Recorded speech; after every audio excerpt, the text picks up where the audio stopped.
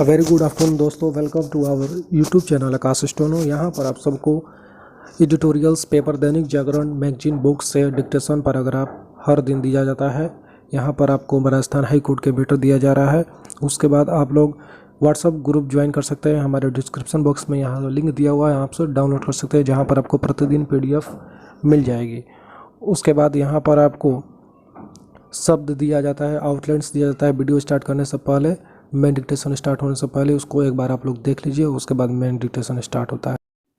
Editorial Dainik Jagran का आज है 27 अप्रैल 2020।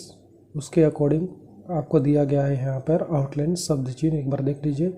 प्रधानमंत्री, प्रधान और मंत्री, मुख्यमंत्री तो मो लिख के और य, मुख्यमंत्री यो। स्वाभाविक, स्वभाव, स्वाभाविक। बनाई जाए, बनाई हो गया, जाए। यह चाह रहे हैं कि, यह चाह रहे हैं और इसी में कि लंबा कर दिए। समय सीमा, समय लिख कर शब्द चिन्ह होता है, शीशा से काट दिए। संक्रमित, संक्रमित। औचित्य देखिए, मजदूर और मज, जो को दुगना दौर दौर होता है तो मजदूरों हो गया ऐसे, या फिर आप इस तरह से लिख सकते हैं मजदूरों। कामगारों। अर्थव्यवस्था, अर्थ और व्यवस्था। नियंत्रित, नियंत्रित। हॉटस्पॉट तो हॉट लिख के स से भी काट सकते हैं और इस तरह से लिख सकते हैं। चरणबद्ध, चरण लिख के बहुत से काट दिए, ये सब झूठ वर्ड्स आते हैं। मोहल्लो तो मोहल्लो ऐसे हो गया, और कॉलोनी अलग अलग लिखेंगे क्योंकि एक साथ ही नहीं आता है कभी। मुगालते, मेल मिलाप, मेल और म से काट दी मिलाप। अनुशासन, अनु लिखे, उसके बाद शासन, क्षण का जो चिन्ह होता है बड़ा वाला हो वो लगा दी। सार्वजनिक, सार्वजनिक। धीरे धीरे। शासन और प्रशासन तो शासन ऐसे हो गया इस तरह से, और ये प्रशासन पर से काट दिए, प्रशासन। चलिए अब मेन डिक्टेशन स्टार्ट होगा 5 सेकंड बाद। Ready, start. 80 शब्द प्रति मिनट की रहेगी स्पीड। स्टार्ट। प्रधानमंत्री की मुख्यमंत्रियों के साथ होने वाली बातचीत में लॉकडाउन को लेकर विशेष चर्चा होना स्वाभाविक है। इस चर्चा के आधार पर लिया जाने वाला फैसला कुछ भी हो, अब ज़रूरत इसकी है कि लॉकडाउन से बाहर आने की रूपरेखा बनाई जाए। विस्तारित लॉकडाउन की अवधि 3 मई को खत्म हो रही है, लेकिन कुछ राज्य यह चाह रहे हैं कि उसकी समय सीमा और बढ़ाई जाए। तेलंगाना ने तो उसे बढ़ा भी दिया है। निसंदेह वे अनेक राज्य लॉकडाउन बढ़ाना चाह रहे हैं जहां कोरोना वायरस से संक्रमित लोगों की संख्या अधिक है और जहां संक्रमण के नित नए मामले सामने आते चले जा रहे हैं। यह समझ आता है कि राज्यों को संक्रमण बेलगाम होने की चिंता सता रही है, लेकिन इसी के साथ यह समझने की भी ज़रूरत है कि लॉकडाउन को और खींचने का औचित्य नहीं बनता। राज्य सरकारें इससे अनभिज्ञ नहीं हो सकती कि लॉकडाउन की एक बड़ी आर्थिक कीमत चुकानी पड़ रही है और इसकी सबसे अधिक मार दिहाड़ी मजदूरों, कामगारों को चुकानी पड़ रही है। यदि लॉकडाउन और बढ़ा तो निम्न मध्यम वर्ग भी उसके दुष्प्रभाव में आ सकता है। इसके अलावा अर्थव्यवस्था को और अधिक क्षति भी हो सकती है।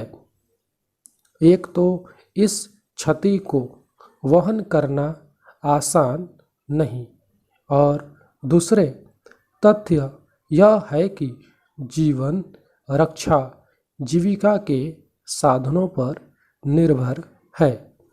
चूँकि लॉकडाउन के सार्थक नतीजे सामने आ चुके हैं और कोरोना मरीजों की बढ़ती संख्या के बाद भी यह दिखने लगा है कि हालात नियंत्रित रहेंगे, इसलिए अर्थव्यवस्था को गति देने के उपायों पर विचार किया ही जाना चाहिए।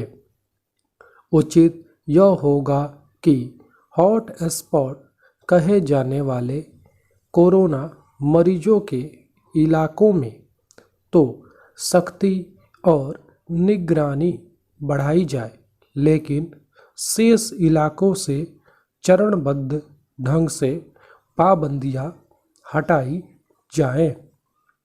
आखिर यह कितना उचित है कि कुछ मोहल्लों कॉलोनियों के हॉट स्पॉट बन जाने की कीमत पूरा शहर चुकाए।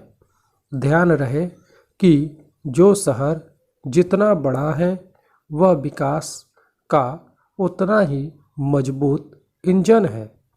बेहतर यह होगा कि कोरोना मरीजों वाले इलाकों को सील कर दिया जाए ताकि वहां से संक्रमण फैलने की आशंका दूर हो सके और बाकी क्षेत्रों में धीरे धीरे सामान्य गतिविधियां शुरू करने की इजाज़त दी जाए। यह तथ्य है कि इसके बाद भी शासन प्रशासन के साथ समाज को यह सुनिश्चित करना होगा कि लोग आवश्यक सावधानी का परिचय दें। किसी को भी इस मुगालते में नहीं रहना चाहिए कि कोरोना का खतरा टल गया है, चूँकि यह आसानी से टलने वाला भी नहीं, इसलिए उसके साये में जीने की आदत डालनी होगी। यह आदत तभी पड़ेगी जब अनुशासन का परिचय देने के साथ सार्वजनिक मेल मिलाप से बचा जाएगा। समाप्त। अब अगला पैराग्राफ स्टार्ट होगा 10 सेकंड बाद। रेडी हो जाइए। संस्कृत कॉलम से है।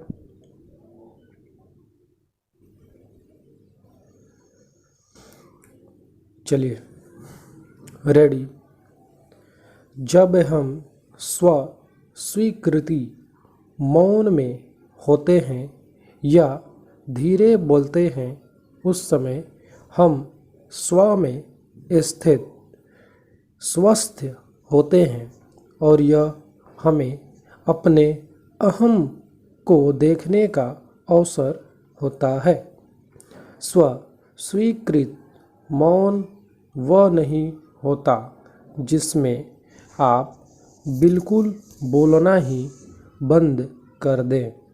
वास्तव में स्व स्वीकृत मौन वह होता है जिसमें व्यक्ति को विदित हो कि क्या बोलना है, कितना और कब बोलना है। यह मौन की वास्तविक परिभाषा है। तब हम न तो दूसरे के पौरुष को तुच्छ मानते हैं और न ही अपना पौरुष देखते हैं। अपने को या किसी को भी पूरी तरह नकार देना नकारात्मक सोच का नतीजा होता है और इन दोनों में अहम ही प्रमुख होता है।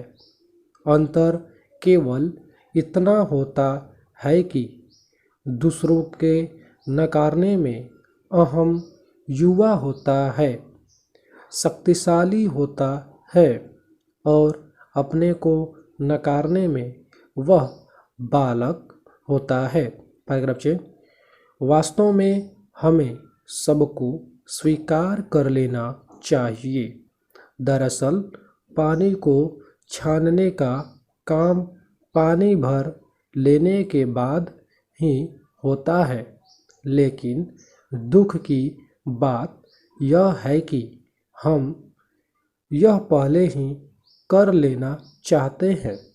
जब हम ऐसा करते हैं तो हम अपनी सकारात्मक या नकारात्मक मान्यता की छन्नी लगाकर व्यवहार करने लगते हैं। इसका परिणाम यह होता है कि हम या तो असफलता की निराशा में कुछ न कर पाने की दिशा में चल पड़ते हैं, या फिर सफलता का अहंकार दूसरों की विशेषताओं को देखने ही नहीं देता है। पैराग्राफ 6। इससे बचना है तो हमें मध्य में रहना होगा। संतुलन मध्य में ही होता है, चाहे कृष्ण हो या राम।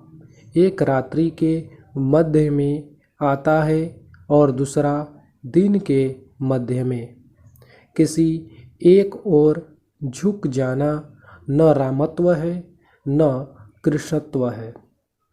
अतिरेक और आवेश यदि अवतार में भी होगा तो वह अवतार क्रिया के साथ जुड़ जाएगा, उद्देश्य की पूर्ति नहीं कर सकेगा।